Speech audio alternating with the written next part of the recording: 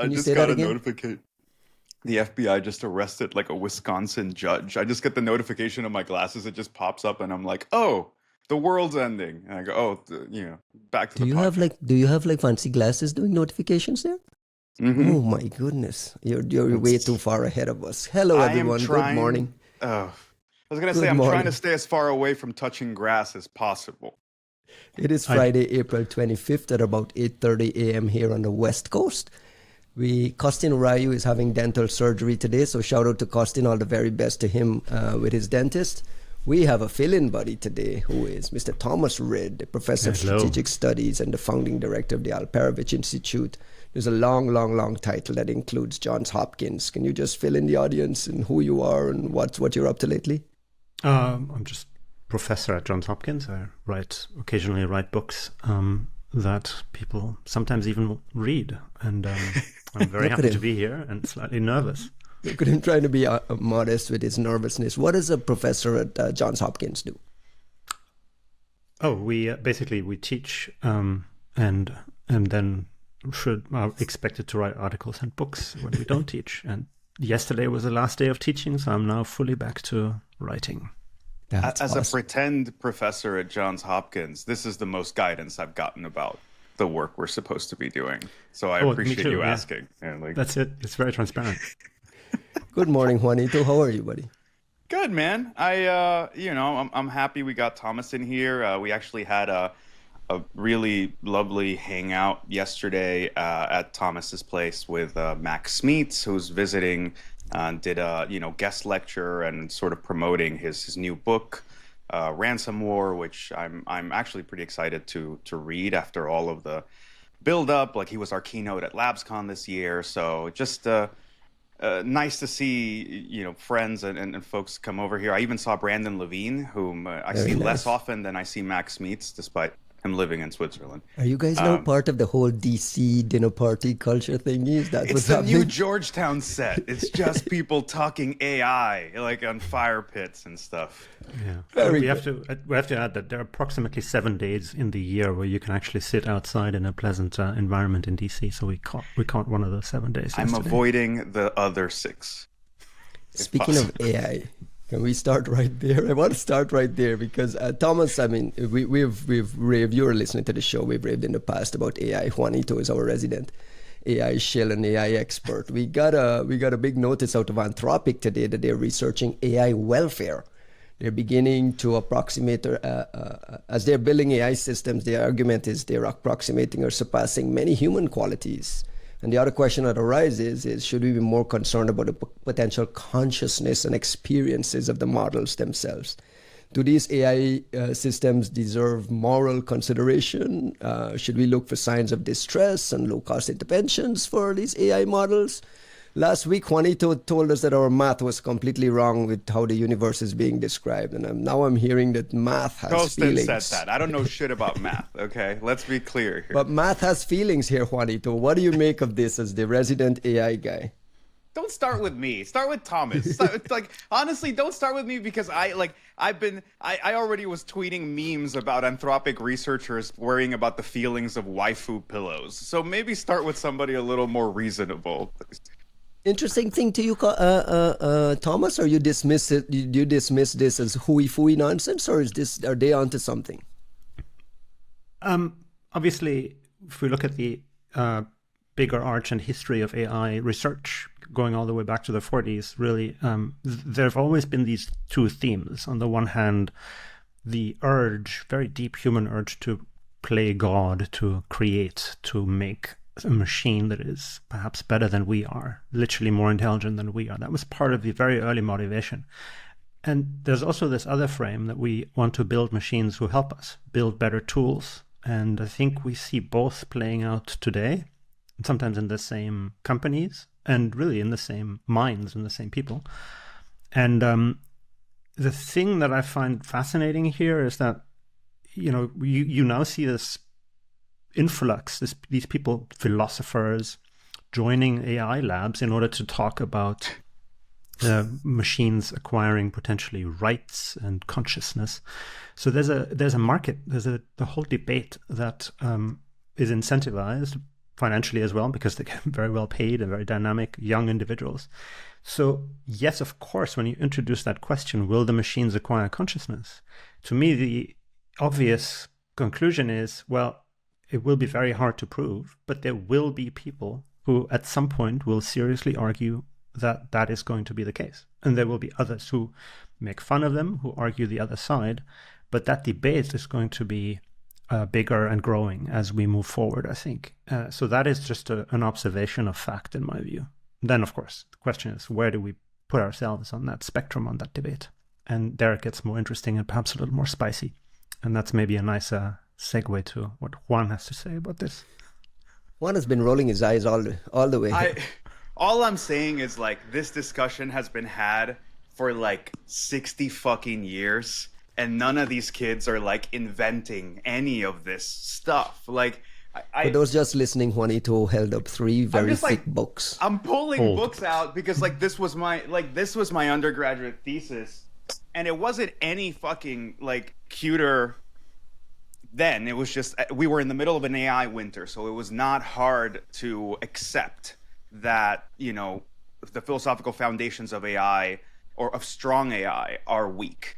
Because at the time you're like, well, none of it worked anyway. So yes, absolutely. So when I did my undergraduate thesis, it was considered, like I've said before, it was some hipster bullshit to do. Now it just makes me feel like I'm exceedingly prepared for this argument. But I think Thomas brought up, as a native academic, you brought up the true mechanism, I think, of what's happening here.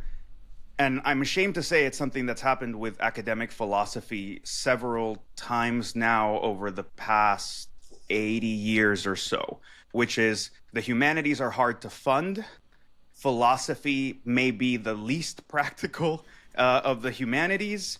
And what you get is this kind of like pragmatic betrayal of philosophy that happens every like 30, 40 years, where you go, you know what, it's really hard to fund this shit, but what are people funding right now?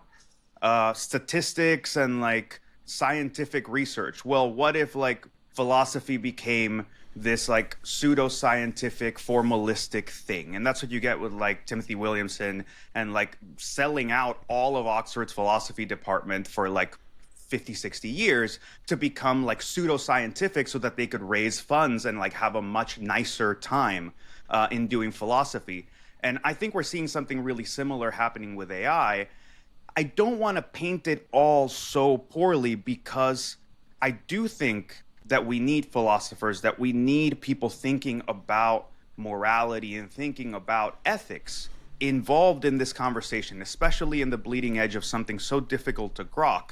However, the idea that we're getting philosophers and folks to have influence inside of these places, and they're spending it in this like obviously patently ridiculous anthropomorphized bullshit, is insane. It's sad. Like, why do you call it that? I mean, you give me this big, giant, long preamble that it's important to get these folks involved. Thomas talked about, like, you know, the importance of new voices and new thoughts coming into it, and then you dismiss it as ultimate bullshit. Like, because it's ridiculous to the point of satire to place importance on the possibility of AI welfare while completely ignoring the actuality of human welfare, right? Like we're willing to discuss the science fiction scenario in narrow terms of like, what if we harm the models? And you go, but what about all the people you're actually harming? Like, I mean, that's one aspect, and of course there must not be, you know, the distraction argument has its limits because we can process multiple problems at the same time, I think. That's fair. And that's an argument that sometimes is made in this conversation by some AI people. But it seems to me that if you look at that long historical arch that we both, I think are a little bit familiar with here, of the anthropomorphizing, talking about the machines through the lens of the human mind, which is, you know, for example, was a key thing that motivated Marvin Minsky, one of the pioneers in this space, and many others, even John von Neumann before him, even Turing. But the point here is, oftentimes we slid into a philosophical conversation, and sometimes with very little focus on cognitive sciences and biology even. But what is missing from this conversation, almost completely missing to this day, is politics. And what I mean by that is, imagine just for a moment that within the next couple of years, and this is very realistic as a prediction, one of the AI labs, perhaps Anthropic, because they seem most interested in that kind of philosophical debate, will say, okay, now we have developed a model that has acquired some form of consciousness, that maybe has a certain moral personhood, moral rights. We can't no longer just switch it off because it feels real feelings. And then at some point, I'll take it a little further just to push this to its extreme, this situation. Perhaps even they embody that thing, that model in some form of robotic embodiment, give it some sort of awareness of the world, some sensory input and understanding of physics, how things move around, approximate sort of human looks. It doesn't have to be perfect, but, do some form of machine that is beginning to interact with the environment that they claim has consciousness and rights. Now, by definition, that will happen at a time when the labor market across all the sectors, most sectors, has been affected dramatically by artificial intelligence already. And they will have formed very significant resistance, political resistance against these tools, against these companies, against this technology. It's already beginning. You've heard talk of techno-feudalism and techno-fascism coming from the far left and the far right.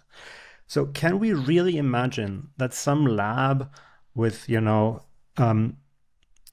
some out-of-control philosophers is declaring consciousness, conscious robots with rights, and that normal people will think, oh, yeah, of course, they have a good point. These machines should have rights.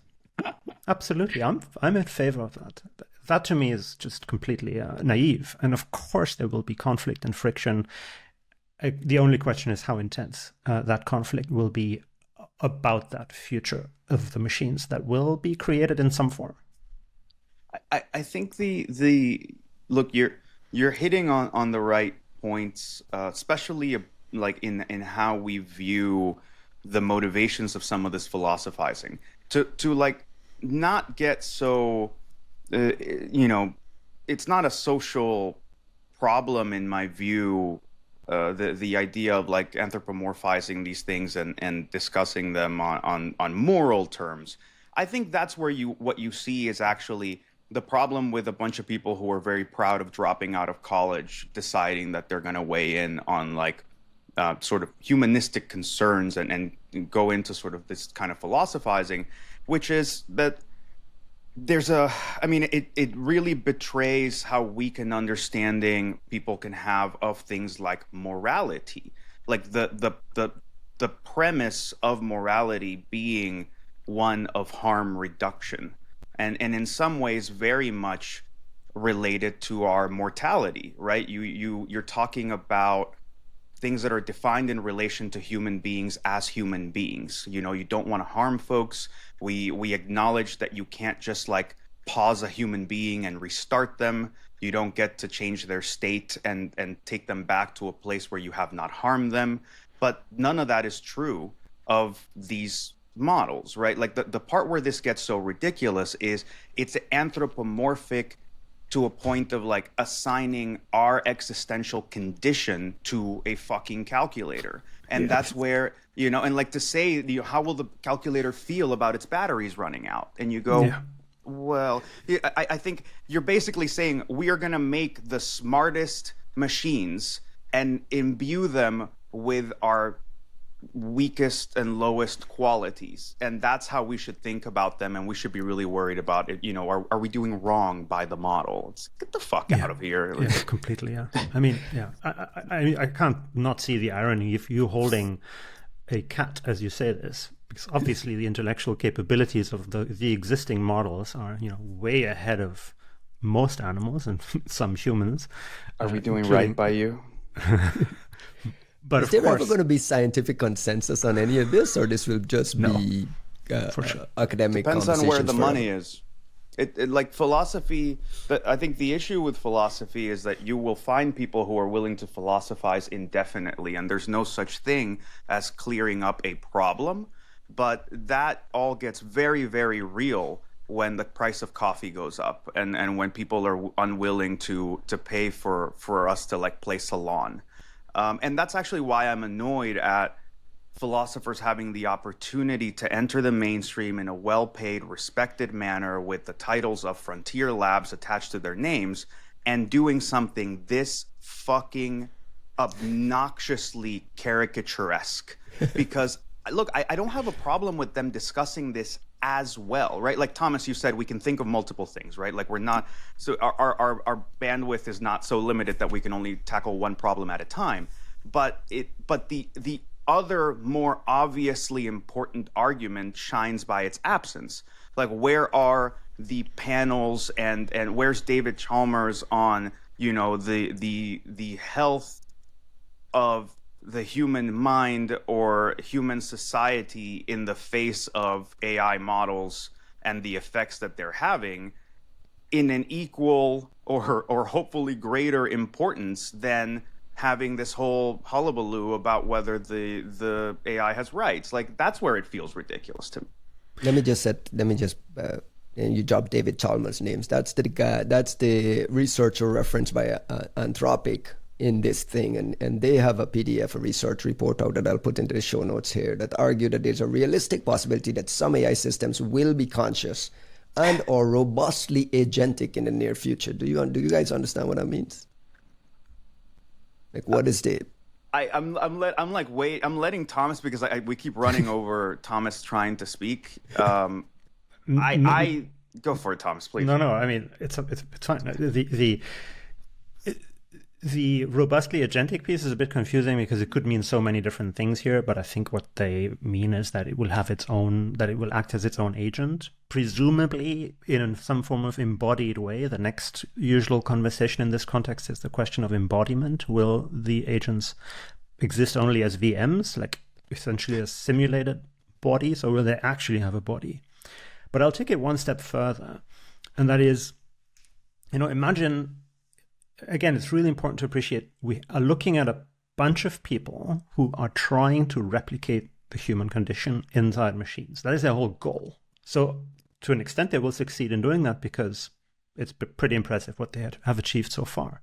But then even if you give the machine a body, even if you give it a fear and feelings that it can articulate, the question, even if you give it an instinct to try to survive, to avoid getting switched off, for example. I mean, we're talking science fiction here, but this is the runaway thing that the layman is scared of, right? The runaway AI that is not capable of being turned off.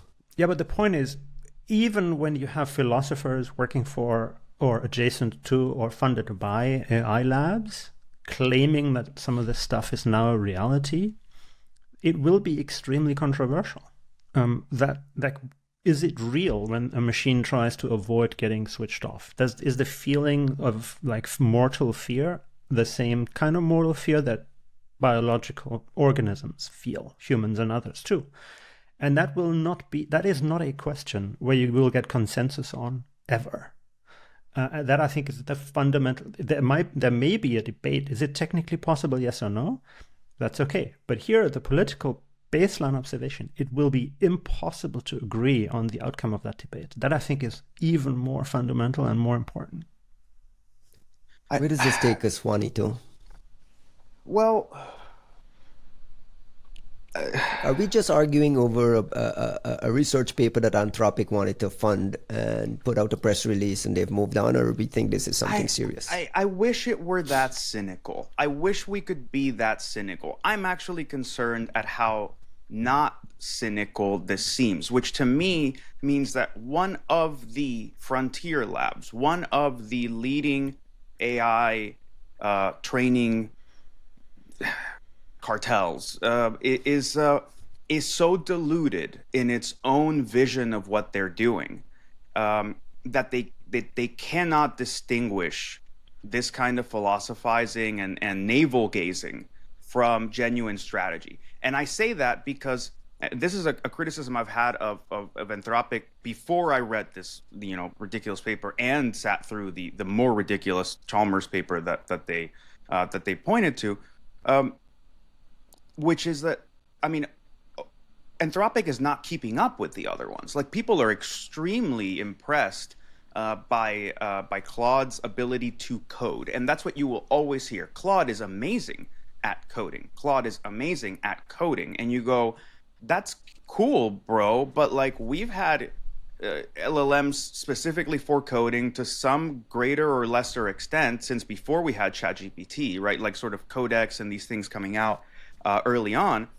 And now we've moved on to discussions about like how these things search the internet, how they help in doing deep research, how they help in sort of literature reviews and condensing information, and you're talking about all these different applications, and Anthropic is not keeping up at all. They seem to refuse to want to connect this thing to the internet, and you could make the argument that is some kind of like sort of technical, artistic, purist choice. But I think from a consumer standpoint, I think it reflects almost like this fear they have of the thing that they're building.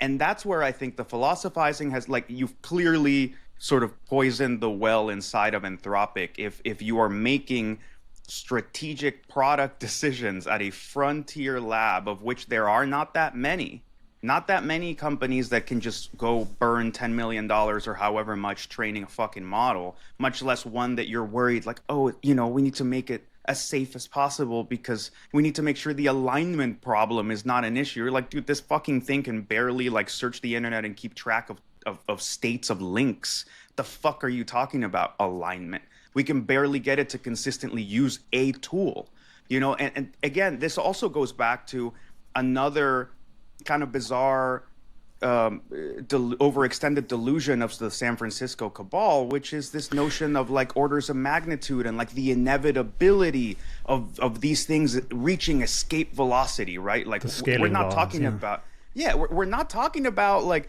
the capabilities and the problems of today's AI. We're talking about the AI of 6 months from now, which takes some insane hyperspeed curve in development and all of a sudden starts to think and breathe and control all of humanity. You're like, guys, the fuck? I know from teaching, for example, I just wrapped up my digital counterintelligence class, which was more, traditional, so to speak, in terms of cyber operations and whatnot. But occasionally we have been dipping into the AI debate, and students, this was a very good group of students, are just fascinated with this and somewhat intimidated by the trend lines that we're seeing as well.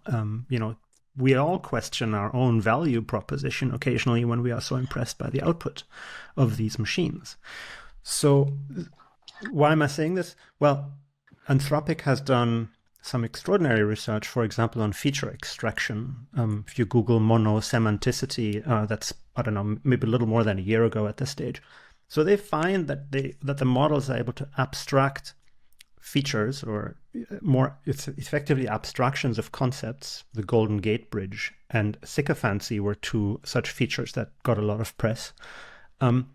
And of course, at some point they will possibly, if they haven't done so already, extract a feature and find it somewhere in that abstract vector space of, fear, maybe a wish to survive, maybe some form of consciousness or things that are related to consciousness. But then, of course, the next question is, okay, then we have those two mindsets will reassert themselves. You will have some people, and we, all three of us, probably fall into that group, who say, well, cool, these concepts actually make the tool more powerful, better coding, better responses to abstract all sorts of questions.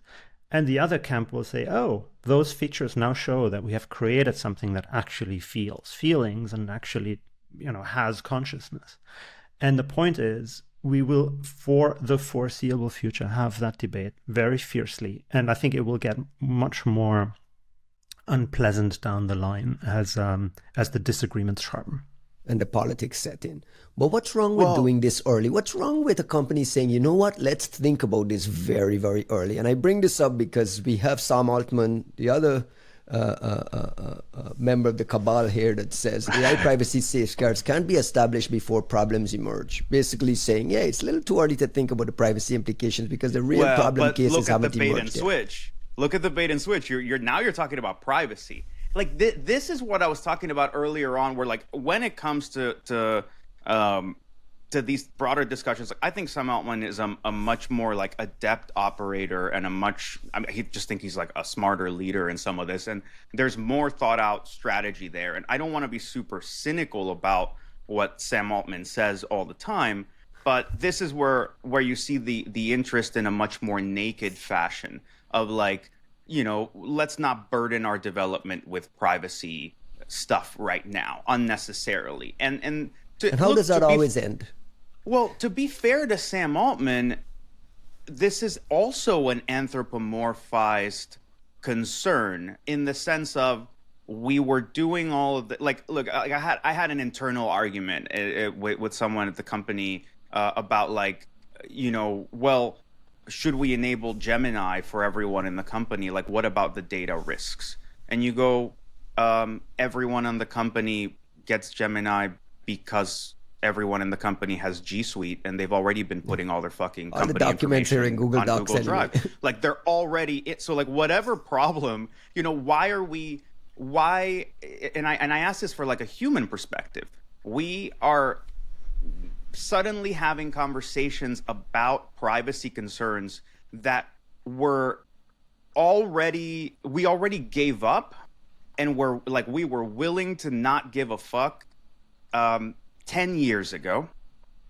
We were willing to like when honestly like Gmail is probably the breaking sort of the Rubicon moment, which is when my 14-year-old self included, like we all just said, yeah, you don't really need to like self-host your email, even though before it was like, those are my private communications, like what server, whatever is it going to? And that just kind of was the slippery slope of the convenience of like, well, then let's put everything in Google Drive. And like, wow, how I marvel at people who still use like Microsoft Word to edit documents with other people. How fucking archaic. Google Docs is such a convenient way to collaborate. And now like most companies have some mega cloud deployment of all their stuff. And it's really interesting when you consider that like that includes people who compete with Google. The reason I'm bringing this all up is the ludicrousness of handing your information and handing basically like the scaffolding of all of your institutional knowledge to a competitor and to an external company was decided a little less than a decade ago. And only now are we having these conversations in a public, meaningful way because you've put an anthropomorphic layer over it, where it's like, well, now it talks like a person talks. So should we really be telling the thing that talks all sorts of stuff about us? And you go, the thing that talks runs on the same fucking servers you already put all your bullshit into. And all that's keeping them from training these machines on that is like a flimsy piece of paper that's like, you know, just a EULA and maybe some enterprise legal agreements. And nobody gives a shit about the EULA. They'll rewrite that on the back of a napkin. But like the enterprise agreements only matter because that also means that you have a lawyer on the other side. So there may be some implied risk. But practically, like we gave up the plot. It's also maybe just worth restating, because the numbers are so awesome, that I think the most recent OpenAI figures that we have are 500 million active weekly, not monthly, but active weekly users. And of course, on top of that are the users who use other models that are, widely used, Gemini, Claude, and whatever. There's a bunch of them out there. What happened to the Chinese thing that everyone was scared of? DeepSeek? Yeah. Do we have user figures for that? I'm not familiar.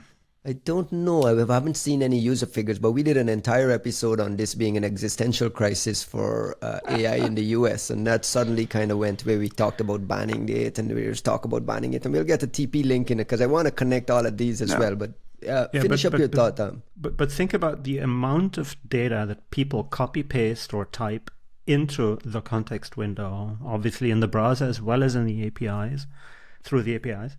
I mean, must be an awe-inspiring amount of information. A lot of it, just because the output is so helpful, we have to assume IP that is, proprietary, 100%. because people don't really think about the implications of giving that to Anthropic, which has fascinating implications here. When we go to RSA next week and we walk the show floor, you'll see a whole billions of dollars of VC-funded companies driving the same kind of DLP for AI and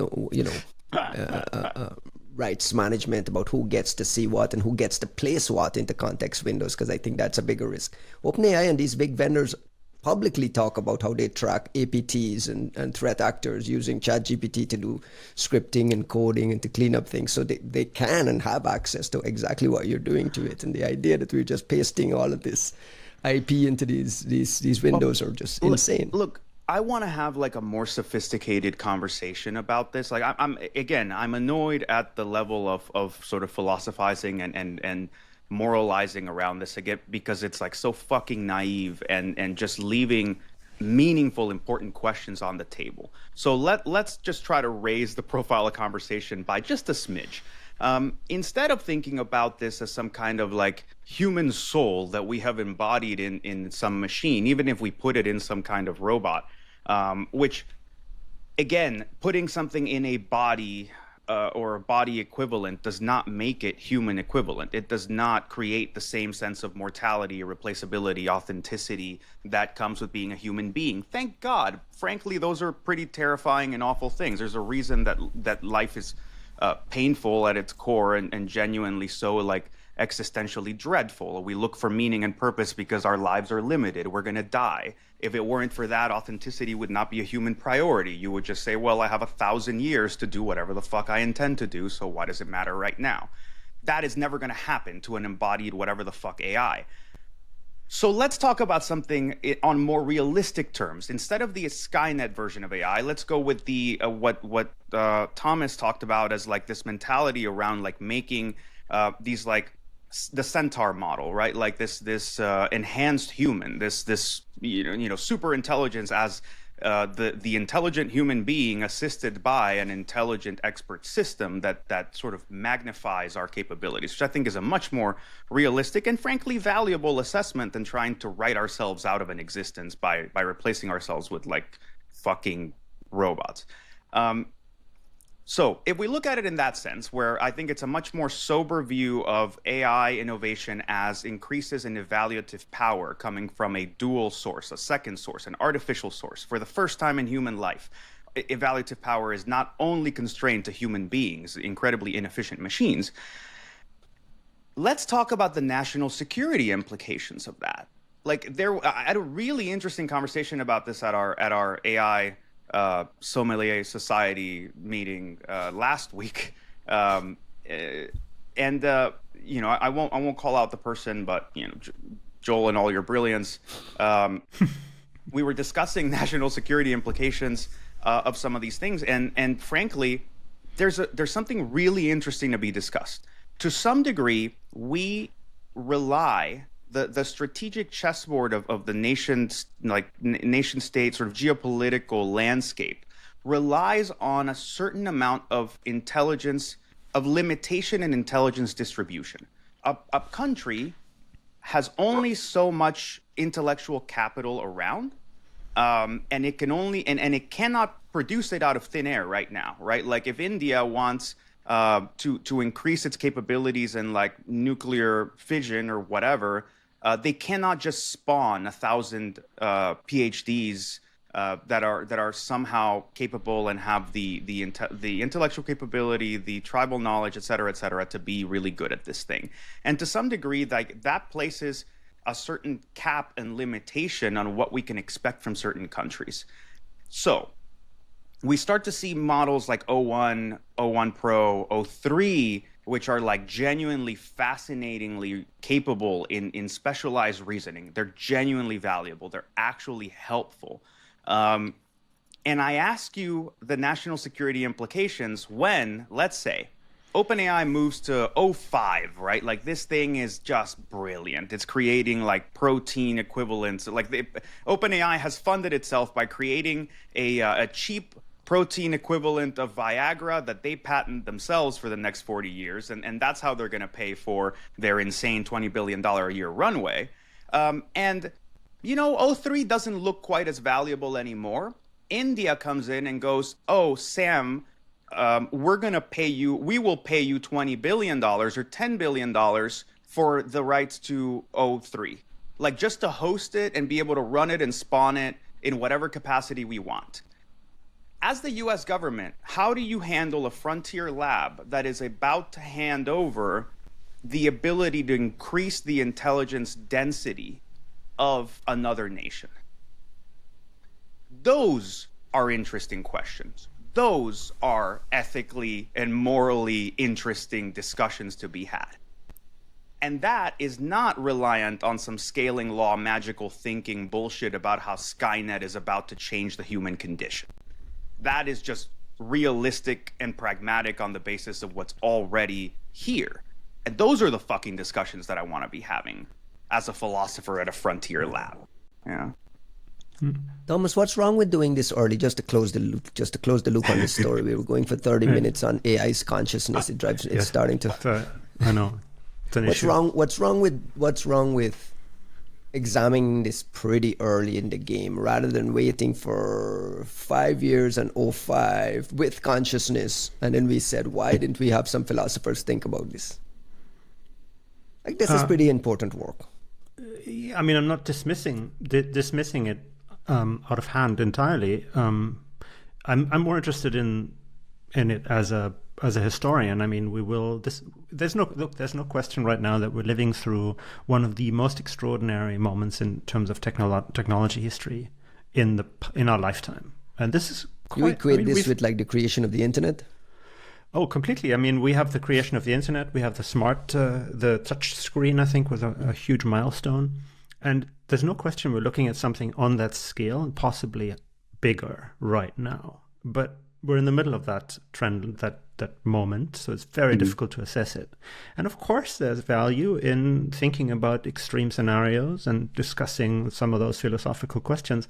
But I think I would rather want to do it in an informed, sober, realistic way that also takes into account, like, take the national security political conversation. I listen to and read a lot of this AI conversation right now, and often the model of politics that you get, for example, in the AI 2027 forecast, is arms race with China. That's like the extent to the political thinking that you encounter. Arms race with China will be bad. What should we do about it? Is already bad. But I mean, the more interesting questions are really domestic. What is this going to do to labor, to how we think about work? How should we change the education of our kids and of our students as a result? How do we make sure that the value add that we bring to the table, doesn't matter whether you're a developer, an author, or working with your hands, how do you maximize the value add, and how do you maximize the value add in terms of its resistance to AI innovation over time?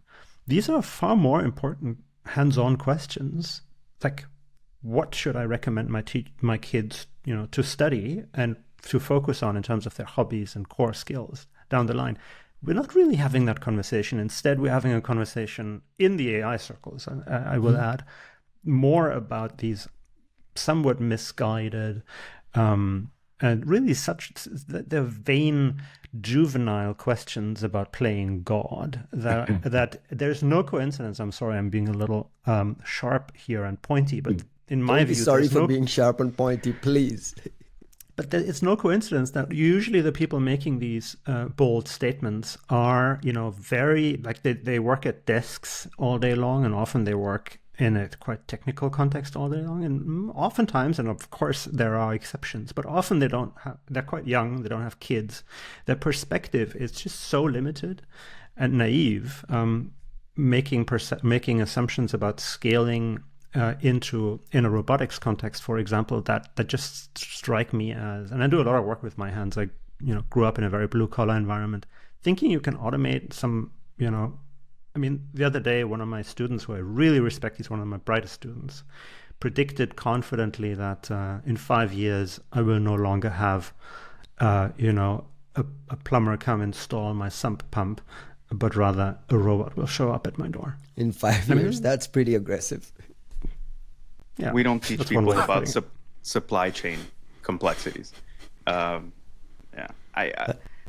love the way that you're framing it, Thomas. I also think that it's funny to say that you think to describe that as being sharp or pointy when you've so carefully kept yourself from calling them autists, right? Like there's this like autistic, and I say that coming from within the tribe, right? Like I there's this autistic disconnect with reality, and I think that's why negative connotation of what autism is. I mean, you're going to get blowback for that statement. Look, I get the tone you're. Yeah. I understand it, and I'm being super flippant. Fact checking you in real life. Right? Yes. Like I'm being flippant from the perspective of someone on the spectrum.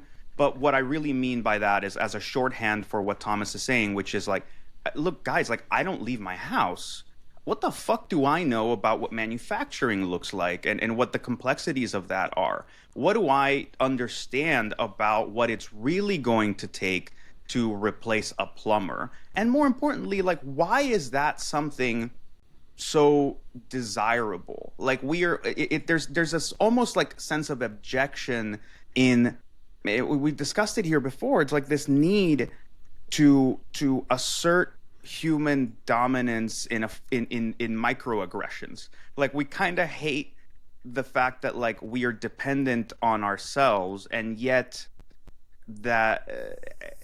feel relieved that we have not yet been replaced. And I think that brings in this like very strange psychology and psychological dread and complexity that we're feeling as human beings in seeing something arise that seems to mirror our humanity while also making it cheap, commoditized, readily accessible, and replaceable at a time when like human value feels like it's exceedingly low. Yeah, I mean, I would urge, and maybe we can. I'll share. We have to move on from this at some point, but I would urge. Surely. Just as a final quick observation, if I may, I mean, I would urge people to read more history on the forecast of what the technology of, like, not in 20 years, but very soon, in below 5-year time frame, will look like. Because you see the pattern repeat itself all the time. People are extremely bullish on predictions that then will not come to pass, and then do the very human thing of dismissing all the predictions that were wrong in the past as saying, oh, but they didn't have the technology that we have today. So of course they got it wrong, while we now will get it right. We did what? Let me see. We did 42 minutes of AI's consciousness. Sorry. Now you put it up there at the first. We'll pivot to a cybersecurity story for the first time, but I don't even know if this is a cybersecurity story. I want us to address TP-Link. It's not something that popped up on the podcast, but there's been a slow mill of reporting of TP-Link getting the Kaspersky treatment, if you want to call it that. Bloomberg had a pretty detailed, some pretty solid reporting on TP-Link's geopolitical troubles, the fact that the company was founded in China by two brothers and then they were kind of estranged. One brother moved to the United States and tried to create it as a US company. But what Bloomberg found is that much of the research, development, manufacturing operations of this new US company remain in China, and it remained in China with a specific company that does massive research, development, manufacturing arm that has attracted Chinese government support. I say that TP-Link is getting the Kaspersky treatment because there are investigations happening, DOJ, Commerce departments looking at, national security implications of having this most dominant router. I mean, if you go to Amazon and you type router, TP-Link pops up. It's like the most dominant router here. And there's new reporting that the DOJ is examining whether the company engaged in predatory pricing because their routers are so cheap and pervasive throughout time. TP-Link has actually hired local US lobbyists. I know this because they've been lobbying me to talk about all this, the fact that they're not Chinese. How is this being played in DC circles? Is this something that's top of mind getting the Kaspersky treatment, or it's just more anti-China fear noise? Anyone? I'm letting Thomas go, so I don't know, man. Like, this is what you get. You get the skewed. Like, you asked why we spent 42 minutes on AI and why Ryan put it at the top. He's just harvesting rants out of me until I get canceled. So, I mean, please, that's why Thomas. I listen to this podcast. What do you make of TP-Link, Thomas? And their geopolitical troubles? I mean, the reporting that Bloomberg did, I agree, is very impressive to see. Look at their supply chain and the continued links that they have in China, and in a way unsurprising that China continues to play a key role in manufacturing their company products. Has 11,000 people. That's surprising to me. I thought TP-Link would have been 200 people in an office in the US just selling these cheap things. What are you doing with 11,000 people? Well, anyway, you're forgetting the complexity there, right? Like, you need 11,000 people to build hardware, right? Like that, and that's where it's interesting to see this sort of like divestiture model when it comes, like, the differences between hardware and software companies. We can call them all tech, but it's night and day. Right, like in this podcast, I am sure I have yelled and officially ranted about companies that didn't leave Russia, for example, when they saw shit starting to hit the fan, and they saw it all telegraphed, right? And we always say this about Kaspersky, but also like look at what happened with Group IB, and there's always this, and Yandex, right? Like Yandex sort of like pulling everyone out, like off the ground and getting the fuck out of Russia. And there's almost a similar expectation or playbook being played out by TP-Link, but it's a hardware company, and and you don't just get to teleport 2,000 engineers out of China and say, there, we're good, right? Even that was like in itself is still a move that will continue to invite suspicion. Like, just because you've relocated all these people does not mean that they're suddenly aligned, right? The models, but you have this very real, not subject to navel gazing concern, which is, well, how do you move manufacturing and an actual set of manufacturing plants and a whole process that goes into building those cheap routers and keep them cheap, which is what makes them attractive. Because just TP-Link deciding that they're going to rehome themselves in, Vietnam does not mean that they continue to have the dominance and sort of cheap supply that they did before. So like it's an interesting problem to consider when you talk about a hardware company, and it's still, if you ask for like a DC view on it, I think it's a gamble. Similar to what we saw with what was it, CTE? Like, what was the other company that was like Huawei adjacent? It wasn't Huawei, but like it got so problematized that like I'm having a hard time even recalling their 3-letter acronym name. But it was a similar play of like, let's do some aggressive lobbying within the US and sort of get the same things sort of rolling, and somehow we're going to convince and lobby our way into non-Chinese hood. I mean, it's also worth just spelling out the implicit assumptions that I think a lot of people here appear to be making in DC, and that is one of the rare non-partisan issues. The assumptions are that what we're looking at here, now in the case of TP-Link, but also sometimes other companies, is here, pricing, undercutting prices is potentially a covert ops vector. They just want to get as many devices out there as possible, have Americans buy them, and then effectively create a router fleet in waiting as a passive SIGINT platform. Not a stretch to imagine, not a stretch at all, right? I mean, this is a realistic thing that could be in place. I mean, pricing as a covert ops vector. Yeah, of course, it could be. I'm not saying it's unrealistic. All I'm saying is it's often not spelled out as clearly as this. And so far, we haven't seen the evidence of it actually happening. it's a bit of a future scenario. Not unrealistic, it's quite plausible. I'm not saying dismiss this as a threat, but it's important to be clear that we haven't actually seen that thing come to pass. And of course, we may say we don't want to have it come to pass ever. But the thing that I'm trying to point out here is what we're saying is don't trust this technology that can be updated because it's made in China or sold by a company with links to China and a supply chain in China. So distrust China. And of course, I'm not saying this is in principle a problem. There may be good reasons for doing so, but we should be clear about the implications, especially in a world where a lot of people look at the United States as a country that is no longer as trustworthy as it once was. And I mean, we just had a long conversation about AI, and almost all the leading products are American products here that are used globally. I mean, that's a European deficiency, right? Like, sorry, Thomas, I didn't mean to cut you off.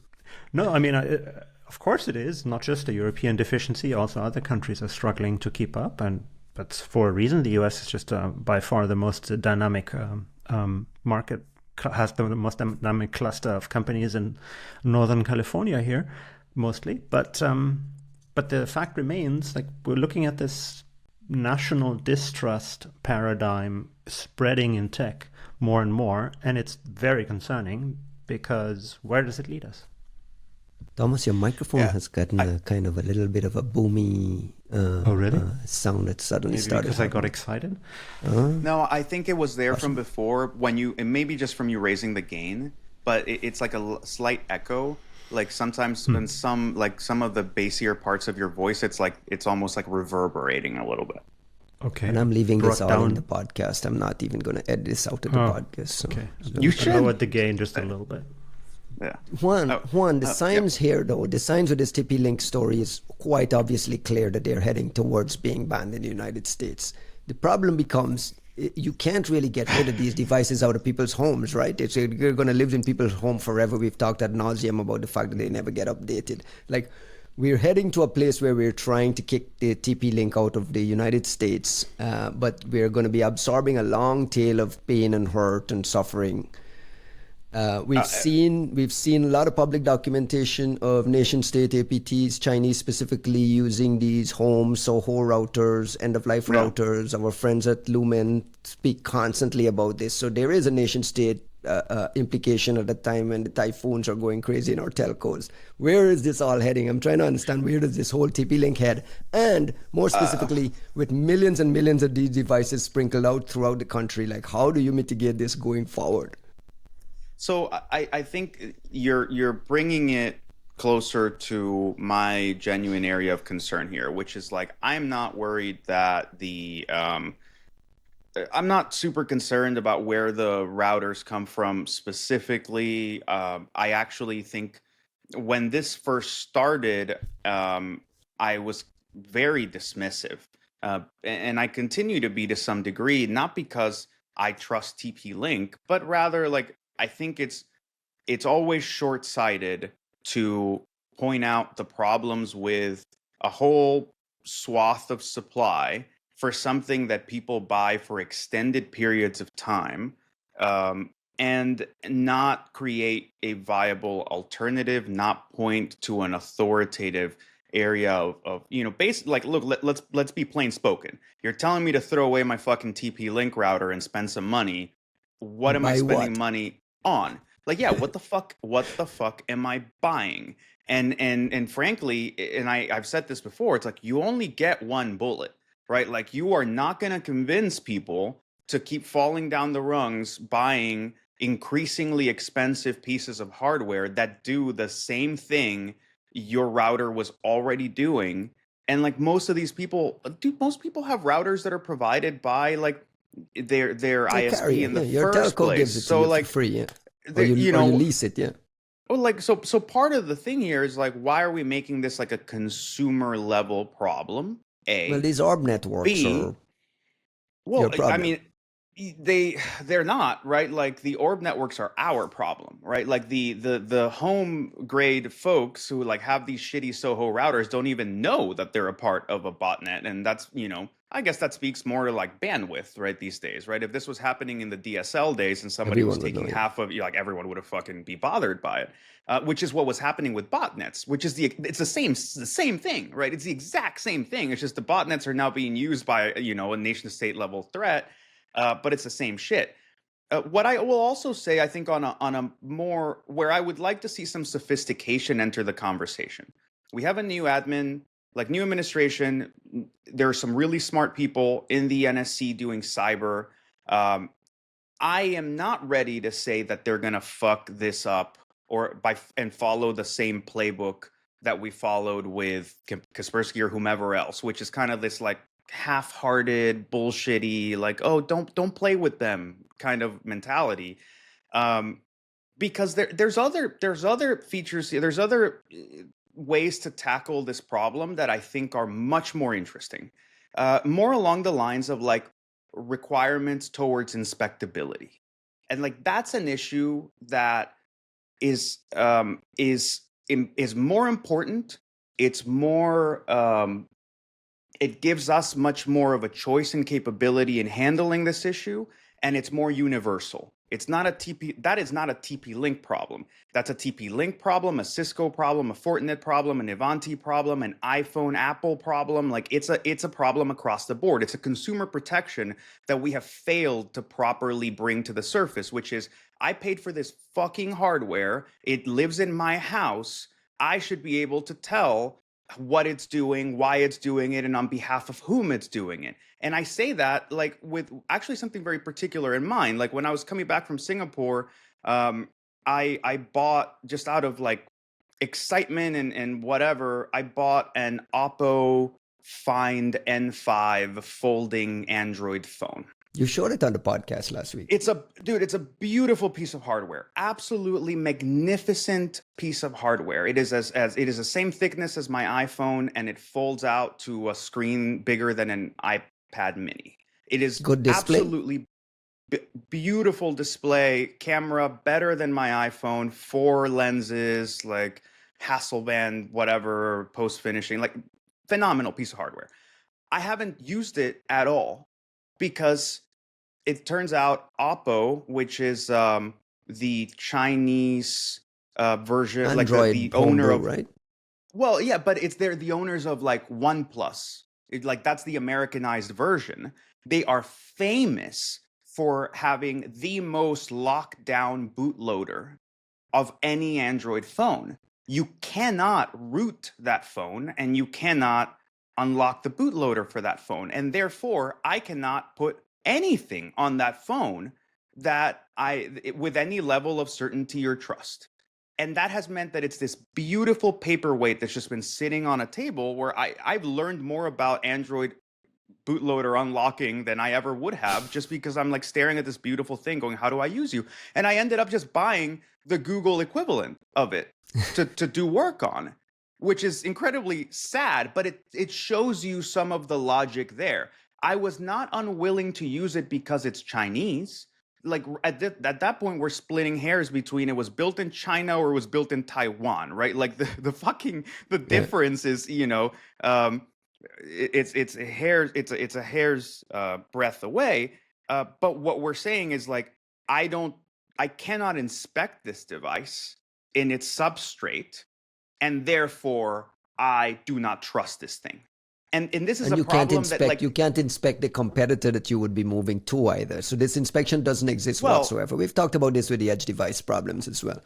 I just think like the focusing much more on like the verifiability element of this, focusing much more like if the US folks wanted to be smarter about this, we would get just realistic about the fact that like we are not going to start manufacturing $30 routers to compete with TP-Link, but what about like focusing on like the open source implementation of like whatever Ubiquity or whatever it is that you go, yes, but in order for you to operate in the US, you have to have an unlocked piece of hardware that can be flashed or will be flashed with this open source standard that we maintain for network gear, which is, it would start to cover some of the issue with Ivanti and Fortinet and these other folks as well, right? Like it would start to cover the issue about things being quote unquote end of life, which I would argue that any piece of hardware you buy for $30 from the Chinese is an end of life product from the day you bought it. Like what fucking updates are you talking about? It seems to me it's also really important here to make a distinction that in your endpoint with your folding phone comparison may get lost for some people. A distinction between endpoints that are extremely interesting as a collection target, obviously, and something that is ultimately part of network gear on the somewhere in the middle, and in this case in homes mostly.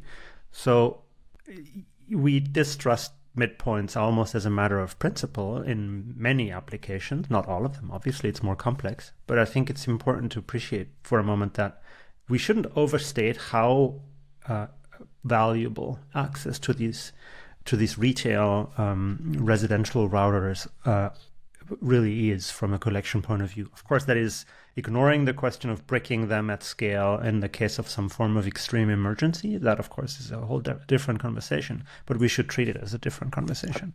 I mean, how about internal DDoS, right? Like I've complained ad nauseum about NSA's inability just from an authority standpoint, right? Like the behemoth with the greatest powers in the history of mankind on the internet happens to belong to the United States and be playing on part of Team America. It has zero authority to function within the US whatsoever.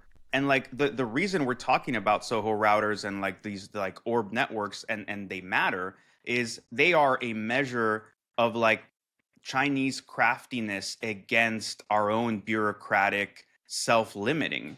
And the whole point of that being, Thomas, you brought up the possibility of them like bricking them en masse just to like sow chaos. What happens if instead of bricking them en masse, they start using them to just like have these massive botnets take down the internet across the United States? And you're talking about hardware and stuff and routes that are being managed within the US. So clearly, like, I mean, the FBI is not going to fucking fix it. If anyone maybe stood a chance, it's NSA. NSA is not allowed to play ball here. So once again, we fall down the rungs of like this national security crisis being entirely in the hands of like the good Samaritans and the woo-woo researchers and the folks who work at the ISPs having the goodwill and self-interest to try to fix some of these problems. But I think that really, just to close that point and like bring it back to the notion of like what happens with the administration and what folks can do, I think the whole point is the government needs to be helping where the private sector cannot. And the regulation might be a dirty word, but I think that in this case, it's more like asking for a form of like consumer protection and even enterprise consumer protection of saying you should not be able to pepper the entire internet with garbage hardware that by definition will never be updated, will be a source of national vulnerability for everybody. And not even like, look, I own the thing. And I do not have control over its management and stability. And that should be anathema to American consumers. And that is where I want to see the administration come in and say, hey, you want to bring your shit like dumping, like manufacturing products into America at prices that mean we will never create them ourselves? Fine, but it has to have... It has to meet the standard and be compatible with this software stack and allow people to homebrew their way to stability. And that way it can just be a savvy consumer problem.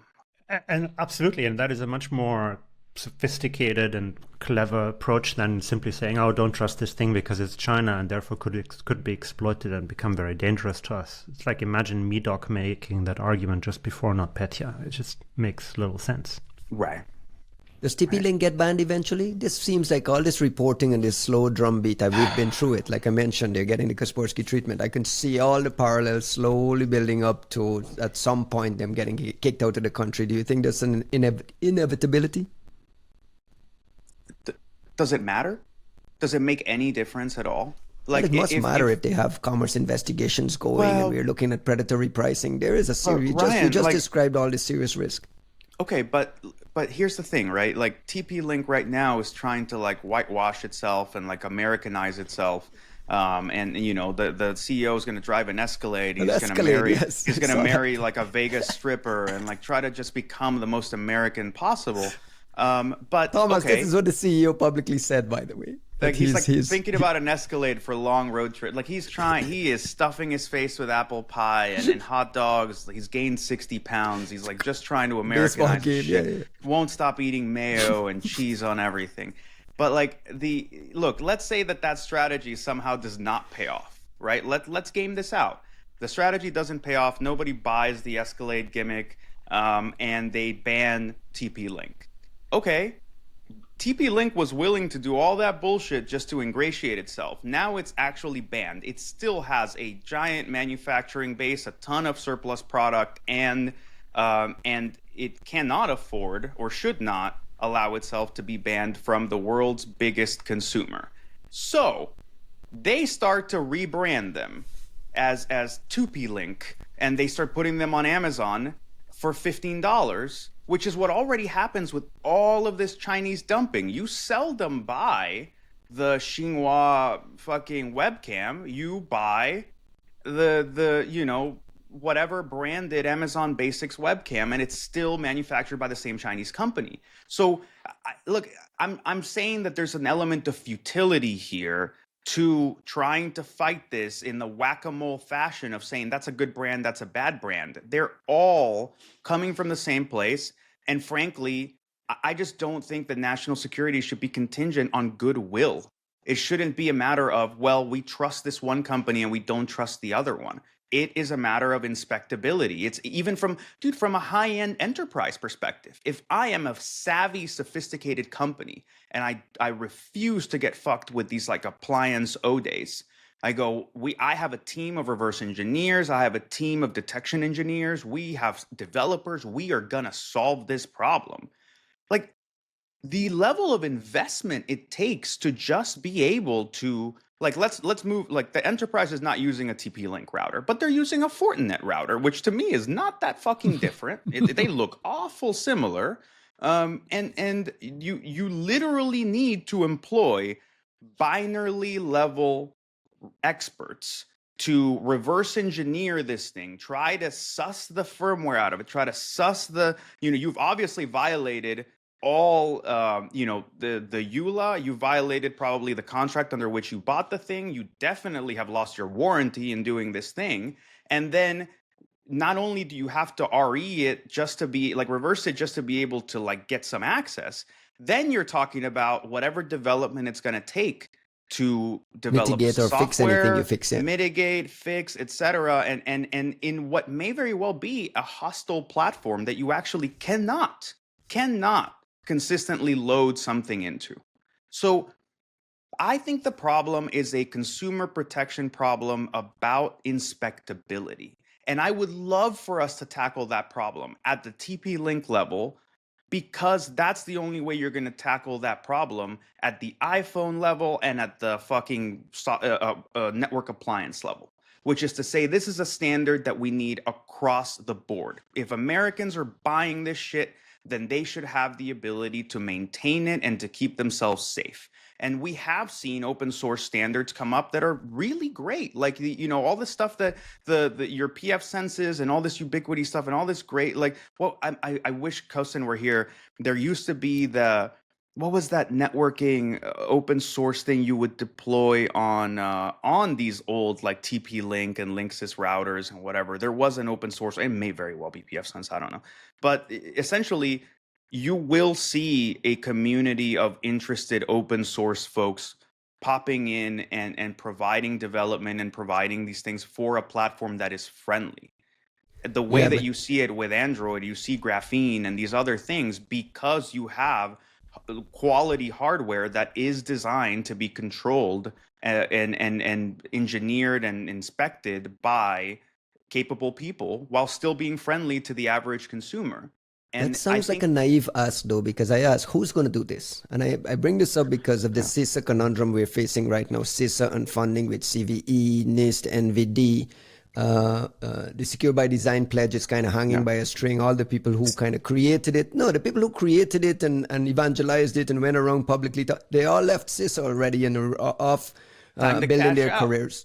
Right. But your core argument there is just to make sure that we get it right is let's create an inspectability standard for this Chinese or China linked product. All network internet facing network that we can then apply to ourselves. All products. I mean, because really the problem is universal right now. Like we're making it the Chinese might be like the boogeyman of today.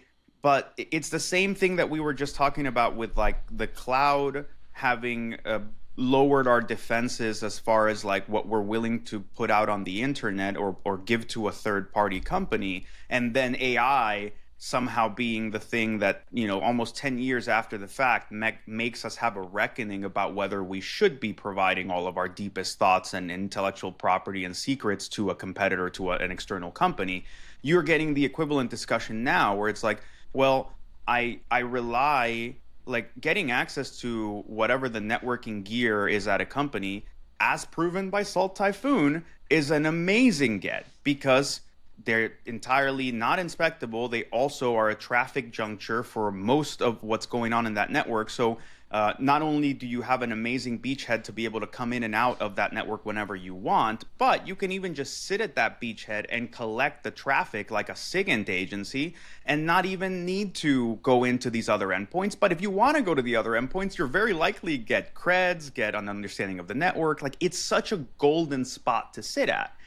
The issue you get is that companies have the same as you see with Apple and the iPhone. Like there is no incentive whatsoever to make the platform itself inspectable, which to me is also goes hand in hand with making it maintainable in a way that is not dependent on the manufacturer. And like this is where, look, a less naive version of my argument is Dan Gear 2015 Black Hat keynote. Phenomenal keynote, one of my favorite talks. He starts talking about like what it's going to take to have software liability. And part of the argument is that it should go hand in hand with like sort of an inverse relationship with intellectual property, right? You say that you own the software stack, you own this thing. Well, that comes with the responsibility to maintain it and provide updates for it, et cetera. And the day that you abnegate that responsibility by saying, well, this is an end-of-life product, you should also abnegate your intellectual property rights to the software and hardware, or like at least the software, so that people can then, the market, the omnipotent market can somehow produce somebody who, maybe a bunch of students decide that they're going to create out-of-band patching for Fortinet devices that have been left end of life. Maybe, you get a consultancy in Germany that decides that they're going to make patches for Windows XP devices for people who still run them in OT environments. And they can do that because it's open source. They can do it because the system is not actively fighting against somebody coming in and defending it out of their own volition.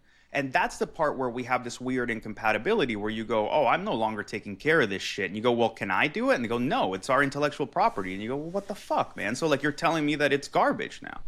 Like there is a missing piece there of, of responsible stewardship being emphasized. I mean, I think in some cases it went even or can go even beyond that in terms of you're not just you're even disincentivizing third-party investigators, investigative people from looking at your proprietary product because they. I think that's why Juan consistently brings up binary, which is this, and that's what we're doing. We're relying on startups to try to build this kind of inspectability software and provide this capability to enterprises that doesn't really exist. I want to flag just in keeping with this, two things that are also on our list to talk about today. Is the Verizon DBIR came out this week, right ahead of RSA, which is it's pretty solid barometer of how people are actually breaking in. They're actually using raw forensics data from Mandiant and some other places. But they actually flagged very, very significantly here that the security posture of this perimeter gear, barely half of the 0 days exploited last year in these attacks against Fortinet, Sonic Wall, all the Ivantis that we've been talking about forever. Barely half has been fully patched, and it took a median of 32 days to get there. So even forget the inspectability, forget all the other stuff. We're not even mitigating the risk. And for 0 days that are publicly documented, CISA issues warnings, all the stories are out there, and barely half of them remain patched. Pretty interesting data from Verizon DBIR right alongside of the Mandiant M-Trends report, which also flagged as the most frequently exploited vulnerabilities this Palo Alto thing, Ivanti, FortiClient, and so on. So we have bigger problems beyond not having inspectability as well. We have bigger problems around like enterprises' just ability to mitigate it in time. Is this something that worries you? Probably ability, even just to see compromises, is also quite significant, and especially as you move away from edge devices into core, in the telco context, core devices. I mean, even less ability to inspect and to patch, because the costs of doing so, potentially service interruptions, are so high, I would think. I think that's part of the issue. Once again, kind of throwing the onus right back on the manufacturers, your like Fortinets, your Ivantis, and so on. There is an archaic approach to patching with these machines, right? Like genuinely archaic.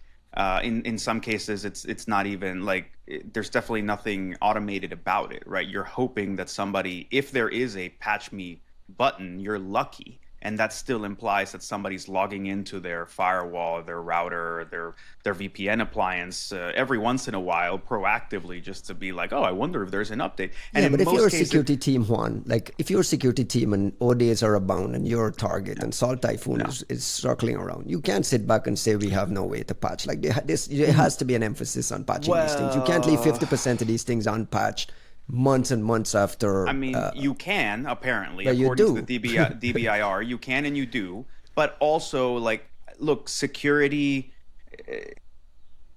throwing it back to the end customer, blaming the victim, is giving, it's giving a pass to these companies. If you're telling me that the update process is completely automated, it lets, and not only that, but like, because routers and VPN appliances are something you seldom log into, there's even a fucking app on my phone that lets me know that as a sysadmin, I just need to schedule what time we will have literally 5 minutes of downtime just so that the appliance can be patched. And that's the only choice I have to make. I just go on my phone and press 2 buttons. Then I can look at the enterprise consumer and go, guys, what the fuck? It's as easy as it could possibly be for you to like go on an app and schedule it. But that is not the situation.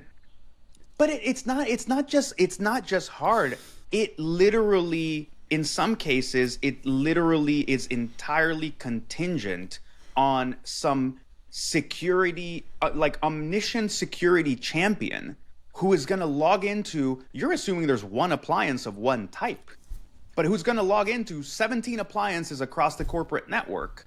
And they don't even have a notification that tells you there's new software. You have to go figure out what the model is, go on the website, check if that model in that moment happens to have had a security update nobody fucking told you about. Go download it and like put it in. Isn't that what your vulnerability patch management software does? Like, I mean, I'm trying to understand, why are we giving these people a pass for not patching these things? You're saying it's really, really difficult and impossible. And I'm saying, well, this is what you invest in. Like, if you could not solve all this risk. I'm not saying it's difficult and impossible. I'm saying that I think responsibility has to go in sort of like a waterfall model. And right now, in my book, most of the responsibility is on the manufacturers. And the fact that that's the case across the entire product offering, like across the board, from Cisco like from the mighty Cisco all the way to, the bullshit Fortinet, it means that onus of responsibility is now also falling on the government as far as I'm concerned, because clearly the market alone isn't going to do it. I had, for a research project, recently had a bunch of interaction with people who run some, core carrier grade routing infrastructure. And we all know it in the abstract, but it's quite something to have somebody sit in front of you, who points at a machine and says, you have to understand, if this router goes down, about half the population will lose their cell phone connectivity. And then you think for a moment, and he looks at you and says, and I don't mean, and I mean the world's population. Because there are, networks that are so important for connecting the pipes between telcos that the load that they carry in terms of just sheer volumes, just like hard to grasp. If you run a machine like that, and that individual described to me how they were just taking one of those machines offline, even just taking it offline in order to be able to dump it, to do a memory dump, that even was a nerve-wracking experience, like to pull the fibers out one by one out of the line cards and to see if the other core routers would catch the load in real time and without service interruption at a potentially global scale. I think it's just hard to appreciate. And obviously that's an extreme scenario, but for us, or many of us who maybe work with some network equipment, but usually often deal with endpoints that are obviously important to us and clients, but that scale of service maintenance of offering service to that many people, it gave me some respect for how hard it is to mess with reliability. You have to have a lot of respect for the network side of the house, right? And like you get like folks like Nimrod at AT&T, where you're like, you talk to them and the complexities of networking at that scale are just fascinating. And like, it's really hard to predict how things are going to play with each other, and like how some of these issues are like even saying, it's not just that there's an outage, but like restoring everything, let's say at the same time, might cause a cascading collapse, or might not be able to provision things all at once, but you can do it in a rolling basis. Like, it's a fairly networking is where that true genius is in some of these practical complexities. And it's the equivalent of like what we see with like the OT side of the house, right? Like that one Windows XP machine that if it goes down, half of the East Coast loses electricity. And you start to talk about these systems based on like these cascading dependencies that are very hard to track. But look, man, like those places are where it makes sense from a dollar's perspective to have people on staff all the time who are specialists in these things. The problem we have is not at that level. Like, it's still ridiculous, but you at least have a requirement of like, it's a business survival and viability thing to need to have people on staff that can handle these problems out of band and beyond what can be expected of a normal consumer. The problem is not there. The problem is below that. It's the same as threat intel, right? Like it's a very different conversation to talk about like the top, Fortune 10 that have insane threat intel teams and can afford all kinds of telemetry or whatever it is to do security. That's a different conversation always than the rest of companies, and much less than the consumer side of the house. And that's the discussions we keep having right now are trying to place the same onus and responsibility on that we would on that top tier of well-resourced defenders and sort of like self-managers, all the way down to the consumer grade and like at your house with your TP-Link $30 router. And that's just ridiculous. And then the alternative to that is we get the FBI seeking tips about the Salt Typhoon infections. The FBI put out a report asking the public to report information about PRC affiliated attack publicly tracked as Salt Typhoon. This is just PRing, Juan. Do people respond to these tips things and help me? I think it makes us look so small. Like, I think it's the saddest thing on earth for the government for any part of the government is, even if it's the FBI, to come out and like hat in hand and be like, yo, if anybody knows anything about these guys, 10 million please reward. let us know. A, fucking ridiculous. B, it's also really funny to hear about rewards for justice. Until we hear about someone actually getting a payout from rewards for justice, it's a fucking US government scam as far as I can tell. Just telling people like, yeah, we'll give you some money, and then you come in and you're like, here's a critical tip for that will actually lead to arresting this person. And you go, and they go, oh, this is awesome. And you go, okay, so how much am I getting? And they go, oh, nothing. You go, what the fuck, right? Like it's hard to take it seriously, right? Like if the researchers at Lumen call in rewards for justice and go, yeah, actually, I know a shit ton about Salt Typhoon. Here's everything about their operations. How much are we getting? I think Didn't the Chinese just admit to this anyway? It's also really funny to have to do, like, this isn't a crimeware attack. This isn't a DDoS group out of like Sudan. This is a fucking nation state level operation against the, like, at the time, president-elect of the United States. And you're walking out hat in hand being like, yo, does anyone know anything? Like, this looks fucking small. It might just be part of the playbook, though. Like, you go through a list of these things at the FBI, and at some point we say, okay, we need to put out the rewards, and someone put out the rewards. It's not like they're realistically looking for input, right? Sorry, Thomas, go ahead. No, I mean, why would they put it out if they're not hoping that it may actually yield something? I would think they're serious. But also, I would add, presumably, if you do this publicly, it doesn't just make you look small, it also makes you look somewhat weak. Because you're effectively signaling to the adversary here that you're trying to incentivize financially motivated defection. I don't believe there's a clear-cut precedent here for the FBI succeeding with a public funding call of this sort, shall we say. And in fact, it's probably broadcasting to the MSS and PLA and, the Chinese intelligence establishment to really up their deterrence and their game in terms of disincentivizing people from doing so, because it's a precedent that would be set. It's playing a really sad version of the Chinese playbook, right? Like the same way that, like, how much Chinese espionage has the FBI been investigating, which is literally like, oh, we gave somebody like some nice handbags, $10,000 from time to time, took into some hookers, and we got all this like great intellectual property leaked. And like our version of that is like, guys, give us some tips on a nation state level threat at like, again, an operation that victimized that targeted the president-elect, now president, and we're gonna maybe give you $10 million out of like government coffers that, as I keep saying, has yet to actually prove itself out in any meaningful way. It's ridiculous. I mean, look at it from CIA's perspective. Are we broadcasting something here that maybe should be done covertly instead? And are we broadcasting it's not happening covertly? I don't know the answer to that question, but the looks are a bit funny.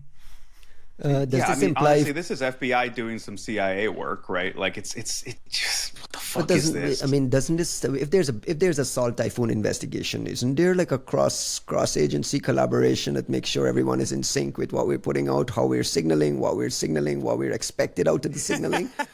Or am I assuming competence where it doesn't exist? Help me understand how these things work.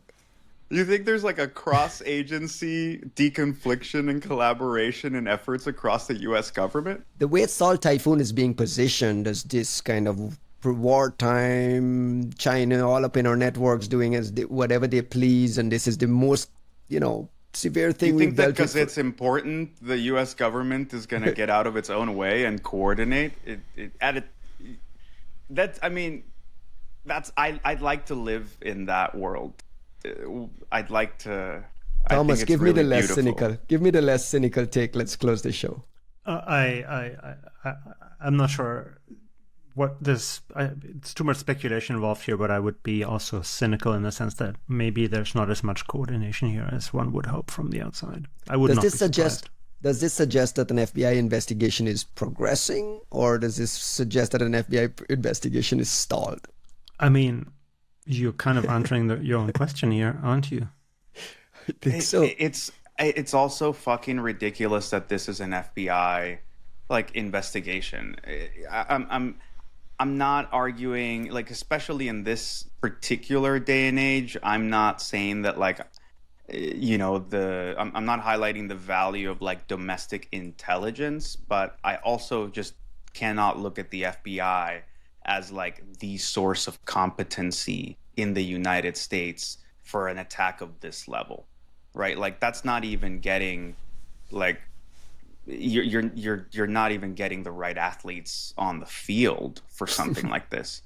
Right. And it's just sad. The whole thing is so sad. All right.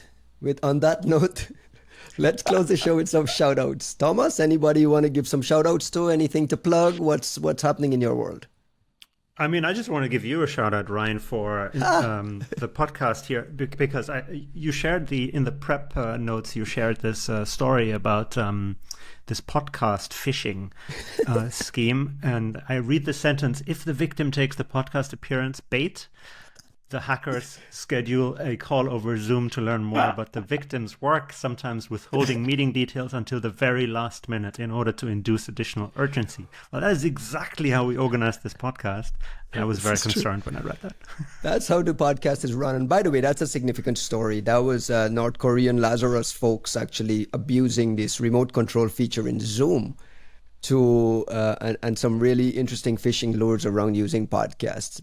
Thomas, thank you very much at last minute notice with no preparation whatsoever hopping on with us today. My shout out is to Costin. I hope his dental surgery went well and he'll be back next week with some philosophizing on the nature of the universe and whatever new quantum crypto comes up. Juanito, you get the last word. What are your shout outs? Wow. Okay. Well, actually, I do have quite a few this time around. So as I'd mentioned, Max Smeets, great to see him out here. If you haven't watched his keynote for LABScon, the trust paradox was actually fascinating and a really great precursor to talking about his new book. So go check that out for sure. And also just thinking about last night, Thomas, thank you so much for like being such a good sport. This is literally like less than 24-hour notice for you to jump on here. And it just, for those of you not in DC, like you are the opposite version of the bullshit conversations that are happening in San Francisco, I think are happening over here in DC in like this small group of you'd be surprised how many like security folks are willing to spend literally a Friday night or a Saturday night, my place, at Thomas's place, wherever, just discussing some of these like more important philosophical implications of AI. And that gives me a lot of like heart, and I hope that we can start to formalize that, away from like the AI sommelier society to some publications and some discussions that sort of rival and give more of a counterweight to the bullshit that's being, so casually peddled in San Francisco. So to you, Thomas, and Martin Wendigenson, who's in the middle of moving, Mike Hom, who's in the middle of recovering, Joel, who's in the middle of general crisis, Alex, etc., some of these other folks. And the last thing, I think, hopefully more relatably, forget RSA, but really excited for Dave Itel's event next week. There's like an OpenAI security offshoot that I'm really looking forward to. So I'm hoping to hear some of these things more resonated, or hopefully just see a forum from OpenAI on having these discussions. I would love that. Last bit, since I'm already ranting shout outs, the fucking LABScon CFP is finally here. A lot of folks ask throughout the year. Now is the time. You've got about a month. So, labscon.io, give us your fine research. Thomas is part of the CFP committee here, so maybe bribe Thomas, Costin, and some of these folks. But as always, like competition, I expect the competition to be extremely fierce. We're also right now open for like sponsors, which is always an interesting conversation to have with folks. To be honest, this is, I think, like a very interesting measure of what kind of contributions you're looking to make to the community, right? For the companies that are sponsoring RSA and all these other like boondoggles, I get that you're trying to get some leads. It's very different to actually sponsor a venue that respects its speakers and its attendees, and that is more about that contribution directly to the community. So for folks that are interested in that, we absolutely would love to hear from you right now. Fantastic. Thank you very much, Juanito. You're heading to RSA. I'll see you out in San Francisco next week. You'll see me if you're there for the Dave Vitale thing. I'm not going to that fucking RSA boondoggle. Thomas, again, thank you so very much for filling in for Costin. It was a thrill for me. I'd love to have you back whenever you're available to say the word. Thank you. Dude, drop the next book already. Oh, man. Let me write first. Love that.